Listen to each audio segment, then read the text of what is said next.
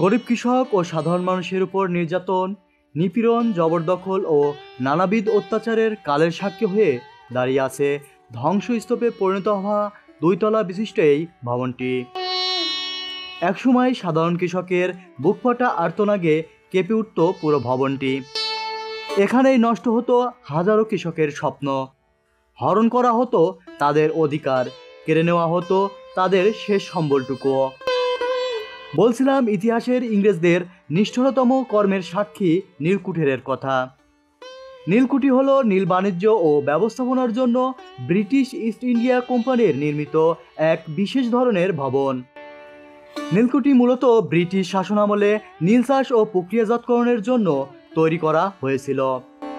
এই কুঠিরগুলো ছিল নীল চাষের কেন্দ্র ও বাণিজ্যিক কার্যালয়, যেখানে জমিদার ও ব্রিটিশ ব্যবসায়ীরা কৃষকদের কাছ থেকে জোরপূর্বক নীল চাষ করিয়ে নীল সংগ্রহ করত। ঠিক তেমনই একটি ভবনের সামনে দাঁড়িয়ে আছি আমি, যেটি কুষ্টিয়া জেলার খোকসা উপজেলার হিজলাবট গ্রামের গড়াই নদীর তীরে অবস্থিত। ভবনটি দুতলা বিশিষ্ট। ভবনটির সামনে গেলেই দেখা মেলে ভবনটিকে আষ্টেপৃষ্ঠে জাপটে ধরে রেখেছে বিভিন্ন ধরনের আগাছা বিশিষ্ট গাছপালা, যেন তারাই ভবনটিকে আগলে রেখেছে।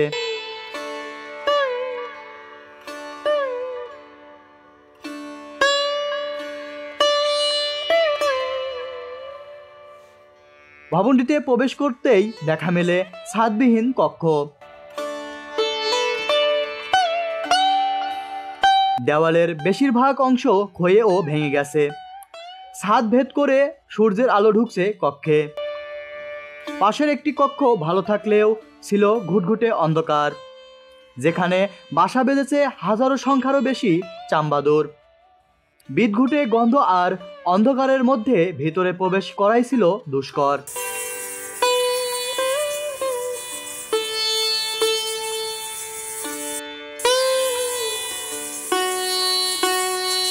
চলুন এবারে নীলকুঠির সম্পর্কে কিছু তথ্য জেনে আসি।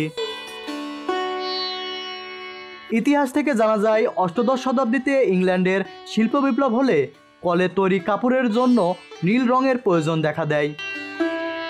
প্রাগৈতিহাসিক কাল থেকেই ভারতবর্ষে নীল চাষ ও প্রক্রিয়াকরণজাত করা হতো। উট গাছ একসময় নীল তৈরির উৎস ছিল। ভারতবর্ষে বাণিজ্য শুরুর পর ইংরেজ বণিকেরা ভারত থেকে নীল কিনে নিয়ে যেত ইউরোপের বাজারে। দ্রুতই ভারতীয় উন্নত মানের নীল ইউরোপে জনপ্রিয় হয়ে ওঠে, যার ফলে ওট গাছ থেকে উৎপাদিত নীল বাজার হারায়। ব্রিটিশরা রং প্রাপ্তির সহজলভ্য উৎস হিসেবে ভারতবর্ষের প্রতি উৎসাহিত হয়ে উঠেছিল।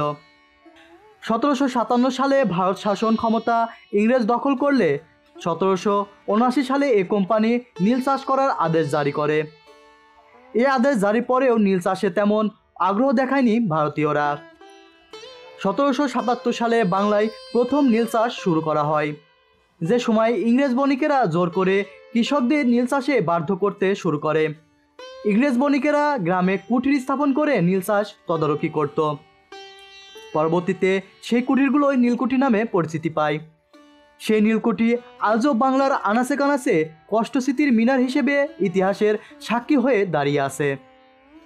অনিচ্ছুক চাষিদের নীল চাষে বাধ্য করা, ভালো উর্বর জমিতে নীল চাষ করার জন্য জবরদস্তি করে খুঁটি পুঁতে আসা, এমনকি নীল সংগ্রহ ও কেনার সময় অর্থ পরিশোধ না করাই ছিল তাদের কাজ। উপরোক্ত পেয়াদা ও লাঠিয়ানদের দিয়ে দৈহিক নির্যাতন করা হতো গরিব চাষিদের।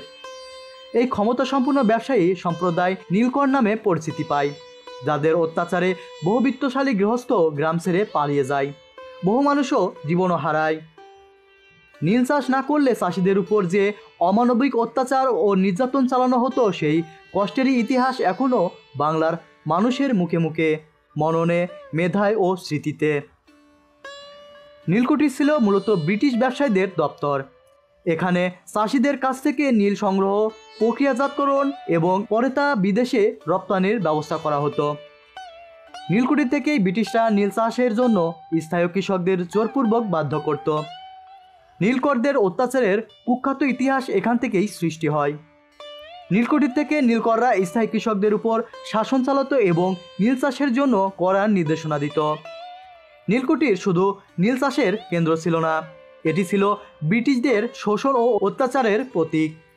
নীলকরদের দ্বারা কৃষকদের উপর চলমান নির্যাতন ও শোষণ থেকে শুরু হয়েছিল ঐতিহাসিক নীল বিদ্রোহ।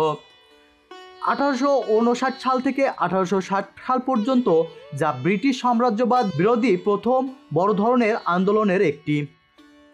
বাংলাদেশের নীলকুঠিরের সঠিক সংখ্যা নির্দিষ্ট করে জানা কঠিন, কারণ নীলকুঠিরগুলো অনেক প্রাচীন এবং তাদের অনেকগুলো অবস্থা বর্তমানে ধ্বংসপ্রাপ্ত ও বিলুপ্ত।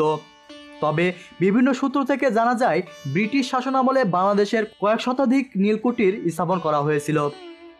নীলকুঠিরগুলো সাধারণত নীল চাষ ও ব্যবসায়ের জন্য তৈরি করা হয়েছিল এবং এটি বিশেষ করে ঊনবিংশ শতকের প্রথম দিকে ব্যাপকভাবে প্রসার লাভ করে। মূলত রাজশাহী, পাবনা, কুষ্টিয়া, ফরিদপুর, বরিশাল, যশোর, দিনাজপুর, বগুড়া এবং ময়মনসিংহ অঞ্চলে নীলকুঠিরের ঘনত্ব ছিল সবচেয়ে বেশি।